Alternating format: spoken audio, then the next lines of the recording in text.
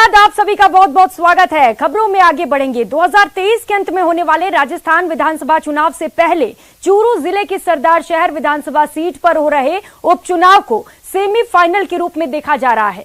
इस विधानसभा उपचुनाव में कांग्रेस भाजपा को टक्कर देने के लिए आरएलपी भी मुकाबले में उतरी हुई है, जिससे मुकाबला त्रिकोणीय बन गया है। एक रिपोर्ट। सरदार शहर उपचुनाव के प्रचार ने पकड़ा जोर। आरएलपी की एंट्री से रोचक हुआ चुनावी समर।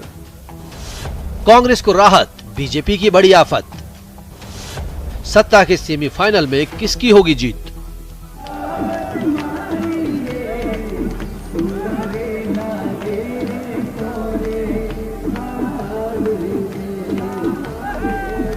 हनुमान बेनीवाल स्वर लहरियों पर थिरक रहे हैं। उनके प्रशंसक अपने प्रिय नेता को अपने मोबाइल कैमरे में कैद कर रहे हैं।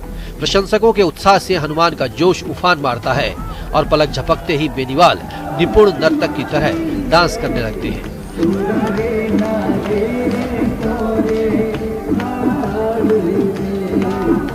जुझारू नेता का यह अंदाज उनके चाहने वालों को बेकाबू करने लगता है।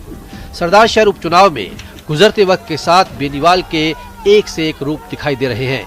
गांव देहात में उनकी सभाओं में उमड़ रही भीड़ ने उपचुनाव को त्रिकोणीय संघर्ष में तब्दील कर दिया है। इसलिए नागौर के सांसद कहीं थिरक रहे हैं तो कहीं जेसीबी पर सवार हो रहे हैं। रेगिस्तान के जहाज कहे जाने वाले ऊंट पर सवार होकर भी मतदाताओं को रिझा रहे हैं। उनका दावा है कि सरदार शहर में चौंकाने वाले नतीजे आएंगे। जनता दोनों ही पार्टियों को खारिज कर आरएलपी को चुनाव में विजयी बनाएगी।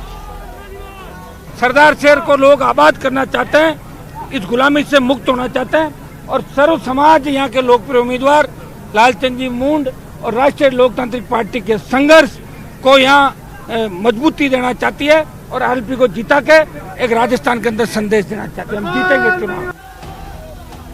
हाल के साल में जिन उपचुनावों में आरएलपी ने उम्मीदवार उतारे, वहां बीजेपी को सीधा नुकसान हुआ तो कांग्रेस को सीधा फायदा पहुंचा। सुजानगढ़ में आरएलपी उम्मीदवार ने भाजपा प्रत्याशी की जीत की राह में इतने कांटे बिछा दिए कि दूसरे नंबर पर आने के लिए पूर्व मंत्री खेमाराम मेघवाल को कड़ा संघर्ष करना पड़ा। इसी का नतीजा ये हुआ कि कांग्रेस उम्मीदवार मनोज मेघवाल ने यहाँ धमाकेदार जीत दर्ज की।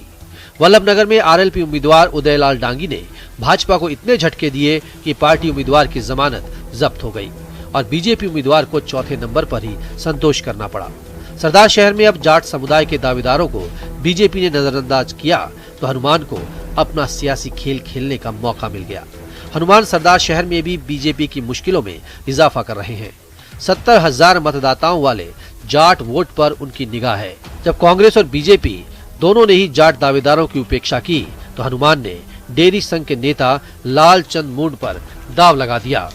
उनकी सभाओं में अच्छी खासी भीड़ भी उमड़ रही है, लेकिन बीजेपी ने किसान मतदाताओं से आस नहीं छोड़ी है।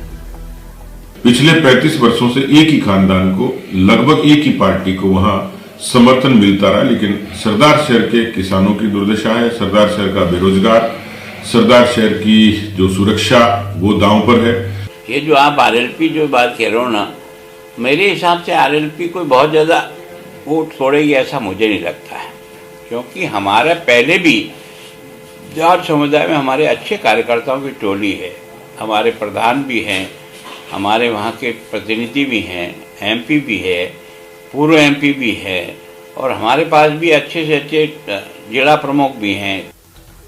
कांग्रेस सहानुभूति की लहर पर सवार है तो आरएलपी को जाट मतदाताओं पर भरोसा है। बीजेपी 36 कौम के सहयोग और एक ही खानदान की राजनीति के खिलाफ जनता से वोट देने की अपील कर जीत के समीकरण बनाने में जुटी है। बीजेपी के साथ गठबंधन टूटने के बाद बीजेपी हनुमान बेनीवाल की अब नंबर 1 दुश्मन बन गई है, तो बीजेपी यही प्रचारित कर रही है कि हनुमान बेनीवाल किसान मतों का बिखराव कर कांग्रेस को फायदा पहुंचाने की कोशिश कर रहे हैं। वो खुद चुनाव जीतते नजर नहीं आ रहे। नतीजा चाहे जो भी हो, मगर हनुमान बेनीवाल दोनों ही पार्टियों में डर पैदा करना चाहते हैं ताकि भविष्य में उनकी गठबंधन की संभावनाएं जिंदा रह सकें। कैमरा पर्सन भवानी के साथ बाबूलाल धायल, न्यूज 18 जयपुर। और यहाँ वक्त तो चला एक छोटे से ब्रेक का, कहीं मत जाइएगा, लौटेंगे फौरन।